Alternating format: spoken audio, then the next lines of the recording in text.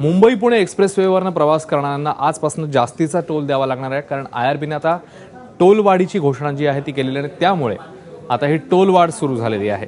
18% टोलवाढ केली जाते। कार चालकांना 195 ऐवजी त्यामुळे आता 230 रुपये टोल द्यावा लागतोय।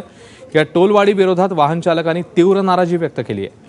मुंबई पुणे एक्सप्रेसवेवरचा टोल नाका बंद करावा अशी मागणी RTI कार्यकर्ते आणि संघटनांनी केलेली आहे।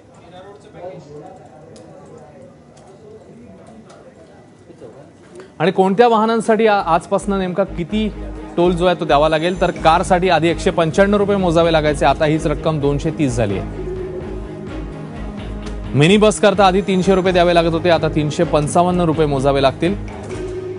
ट्रकसाठी 418 वरून आता 493 रुपये द्यावे लागणार आहेत,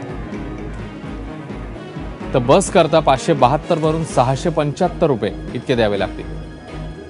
अवजड वाहनांकरता आधी 990 रुपये मोजावे लागायचे, आता 1168 रुपये तुम्हाला मोजावे लागणार आहेत। तर अति अवजड वाहनं 1317 वरून 1555 पर्यंत आता ही रक्कम गेलेली आहे, जी खर्च करावी लागेल।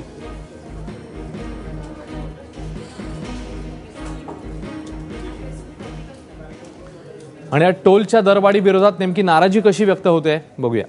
नुकसान तर होतं, जे डेली अपडाऊन करणार त्यांच्यासाठी नुकसान होणार आहे। त्याच्यामध्ये गरीब माणसं, मीडियम माणसांचं नुकसान आहे। हे ऍक्च्युली सामान्य नागरिकांना लुटायची गोष्ट आहे। टोल ऍक्च्युली बंद व्हायला पाहिजे आणि आता काय करणार, नाईलाज आहे आम्हाला। 300 किलोमीटरसाठी डिझेल जातं 1000 रुपये 1100 रुपयाचं, तर त्याच्यापेक्षा जास्त पैशाने टोल द्यावा लागतो आम्हाला।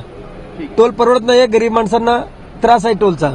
एप्रिल फुल झालेलं आहे ऑलरेडी, कारण टोल ऑलरेडी वाढलेला आहे आणि हा टोल बंद व्हायला हवा, कारण खूप वर्ष होऊन गेली या टोलचे ऍक्च्युली सगळे पैसे निघालेत रोडचे।